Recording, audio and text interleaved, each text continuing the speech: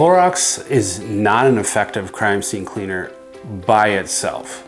Anytime you use any kind of product that's considered a disinfectant, you need to make sure that you're doing a pre-cleaning step prior to.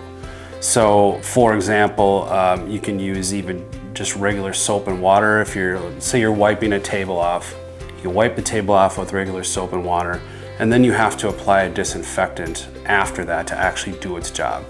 So Clorox being bleach, it is a very effective disinfectant.